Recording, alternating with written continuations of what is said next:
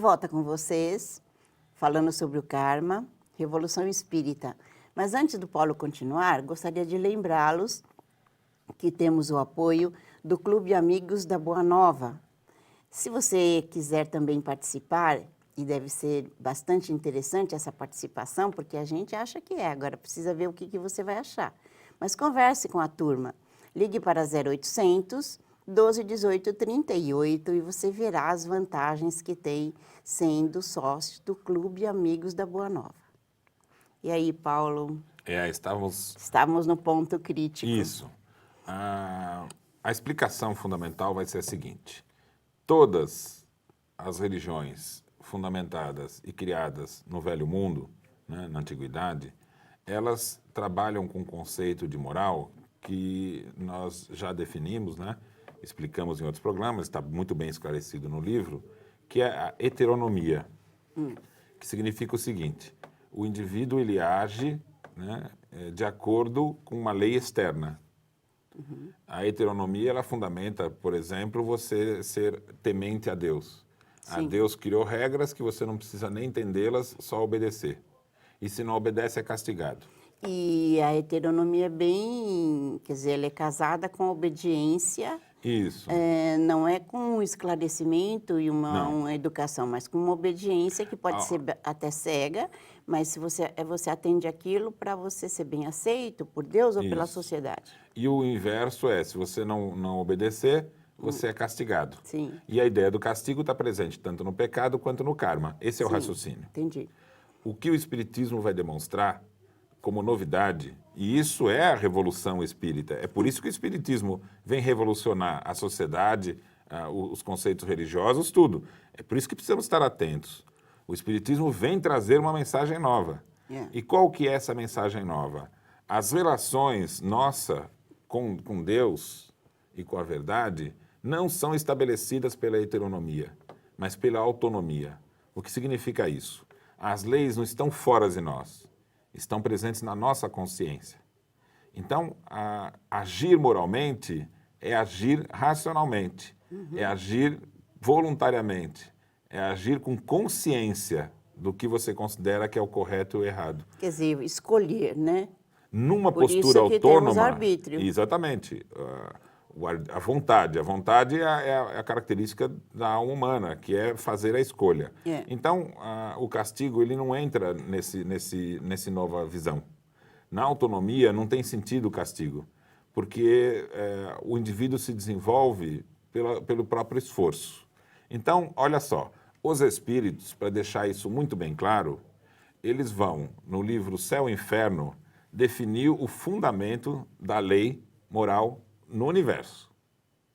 E diferente do que se pensava, que haveria com relação ao sofrimento uma relação de causa e efeito, ou ação e reação, no seguinte sentido: o ato errado tem como castigo o sofrimento, então a causa é o erro e o efeito o sofrimento. Essa é a visão heterônoma e das religiões do pecado, da ação e reação, do karma e da causa e efeito. Já o Espiritismo, com a sua proposta de autonomia, ele vai ter a seguinte definição presente no Céu e Inferno: o sofrimento é inerente à imperfeição. Então, olha que interessante. O sofrimento não é causa nem efeito de nada. Faz parte. Nem a imperfeição é causa ou efeito de nada. A relação de inerência significa uma coisa existe enquanto a outra subsiste. Então, a gente pode deixar bem claro que imperfeição é pouca evolução.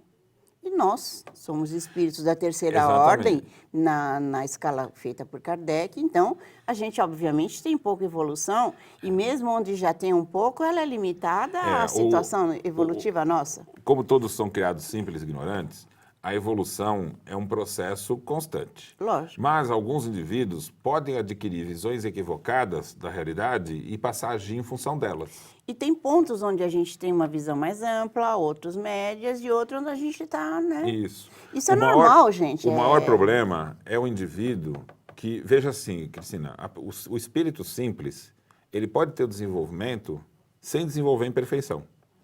Já um espírito que desenvolve egoísmo, orgulho, ele pode, vamos dizer assim, se aprofundar nesses entendimentos equivocados e fazer com que os seus hábitos fiquem de acordo com esse egoísmo, esse orgulho.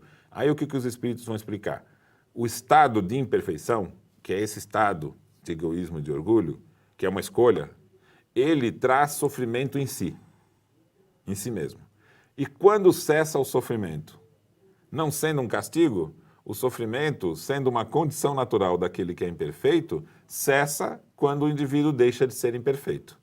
E quando que a pessoa deixa de ser imperfeito? Quando ela escolhe isso. Quando ela percebe, pelo sofrimento, pelas dificuldades, a necessidade de mudar. Então, o que ela vai enxergar? Que o comportamento dela está sendo pautado por algo que ela tem que mudar o entendimento. Porém, isso não é tão simples de acontecer na medida em que a pessoa está acostumada a achar que Deus decide ou que ela é fruto dos seus pais e da sociedade e tal.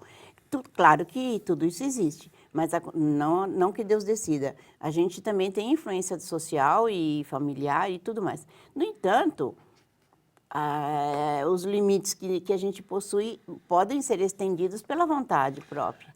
O exemplo que nós vamos encontrar dado por Kardec para entender essa relação vai ser entre o tédio e a ociosidade. Então, Kardec vai dizer o seguinte, o tédio não é um castigo para aquele que é ocioso, é uma consequência natural do ócio. Então, o indivíduo que não faz uso do tempo para nada, é diferente o estado meditativo, o descanso da ociosidade. Existe uma ociosidade criativa. Isso, né? Claro. Como tem um pensador, Domênico de Mas, estudou isso. Né? Não é necessário o trabalho ativo, braçal, constante. Existe um momento de reflexão que é necessário ao ser humano. Agora, o ócio é realmente abandonar-se, né? E isso vai trazer o tédio. E o tédio não é um castigo. Enquanto houver ociosidade, vai haver o tédio. E aí todas as imperfeições vão trazer, como consequência natural, o sofrimento. Então, a relação no universo que se dá entre sofrimento e o indivíduo não é de castigo. Deus não está observando cada ato para sentenciar um sofrimento. Em verdade, cada imperfeição carrega em si naturalmente ou por inerência uma condição natural de sofrimento. E o interessante é o seguinte, então, o ato...